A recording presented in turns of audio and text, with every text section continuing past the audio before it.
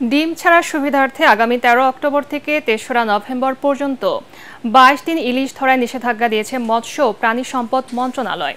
এ তথ্য জানিয়েছেন উপদেষ্টা ফরিদা আক্তার। এ সময় তিনি জানান, ভারতে ইলিশ পাঠানোর পক্ষে নয় মৎস্য মন্ত্রণালয়। বাণিজ্য মন্ত্রণালয় নিজে থেকে ৩,০০০ টন ইলিশ রপ্তানির অনুমোদন দিয়েছে বলে জানান মৎস্য ও প্রাণী সম্পদ উপদেষ্টা।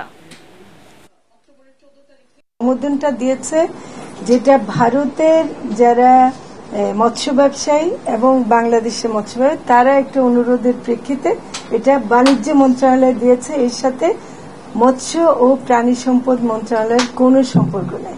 আমাদের এখনো সেই কমিটমেন্টটা আগের মতোই আছে যে আমরা বাংলাদেশের মানুষের জন্য ইলিশ যেন প্রাপ্যতা নিশ্চিত করতে পারি, এবং একটা দাম, যেটা আপনারা বলছেন যে দাম বেড়ে গেছে ইমিডিয়েটলি, আমার মনে হয় যে এটা মিডিয়ার একটা বলার কারণে আরো বেড়ে যাচ্ছে। আপনারা সবাই এখনো মাছটা যায়নি, এখন মাত্র অনুমোদন হয়েছে, এটা এখনো কাগজে আছে, এটা এখনো যায়নি।